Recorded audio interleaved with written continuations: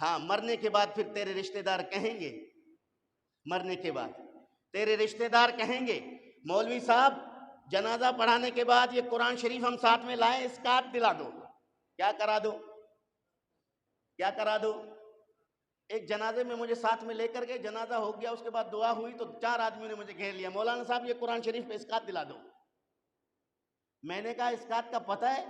اسکات کس چیز کا نام ہے؟ اسکات اس چیز کا نام ہے کہ آپ پہلے ان کی سارے نمازوں کی ٹوٹل بتاؤ، کتنی نماز اس کی قضا ہیں، روزے اس کے کتنے قضا ہیں، اور پھر اسکات کا جو شرعی طریقہ کار ہے وہ کیا ہے، اس پر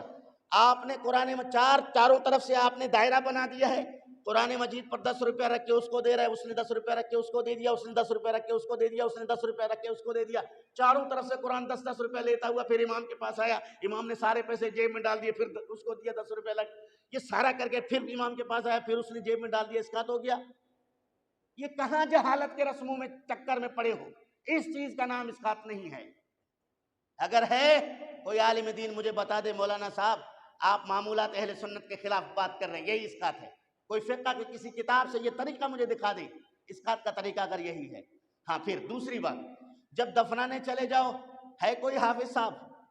جی میں حافظ صاحب ہوں۔ اچھا قبر شریف میں اندر اتر جائیے، اب وہ اندر اتر کے سر کی طرف پڑھ رہا ہے، پھر پائنتی کی طرف سے قرآن پڑھ رہا ہے، اب اس سے پوچھا جائے کہ حافظ تو اس کے قبر میں اتر کے قرآن پڑھ رہا ہے، جس کو آپ قبر میں دفنا رہے ہو اس کا قرآن کے ساتھ کیا رشتہ ہے؟ اس کا قرآن کے ساتھ کیا رشتہ ہے؟ وہ تو شراب پیتا رہا، وہ تو جوا کھیلتا رہا،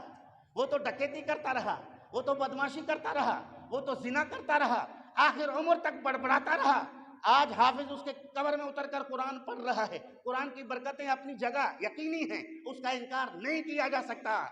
لیکن یہ قرآن بھی اس کے ساتھ ہے جس نے اس کے ساتھ وفا کیا ہے۔ دفنانے کے بعد سر کی طرف سے جناب والا سورہ بقرہ کی ابتدائی آیت، پیروں کی طرف سے سورہ بقرہ کی آخری آیت، ٹھیک ہے سنت سے ثابت ہے، اس کے لیے طویل دعا، یہ ساری چیزیں اپنی جگہ معمول ہے، لیکن اس سے پہلے اگر کوئی اس طرح کا رسومات اپنا بھی اپنائے، جب فرشتے قبر کے اندر تجھے عذاب دینے آئے، سورہ ملک پہنچ جائے کہ ہٹ جاؤ، اسے تم کچھ نہیں کہہ سکتے، یہ اس وقت تک سوتا نہیں تھا جب تک میری تلاوت نہ کرتا۔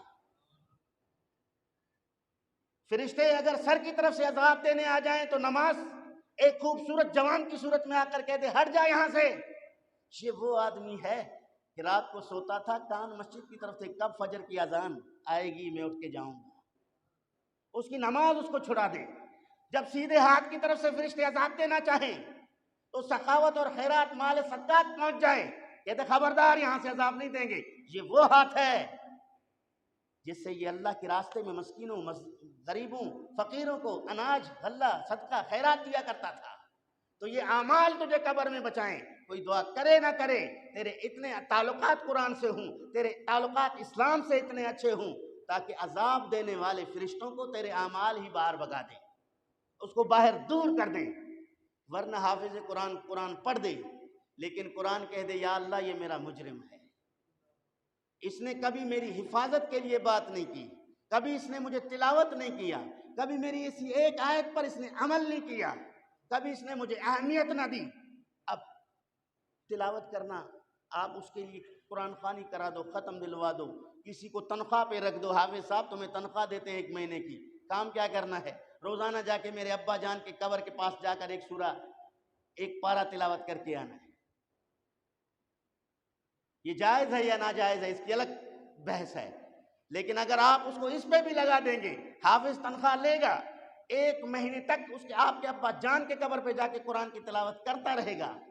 قرآن کی برکت اپنی جگہ ہے، لیکن تیرے والد محترم کو قرآن مجید سے تعلق کیا تھا، یہ سوال اپنی جگہ پھر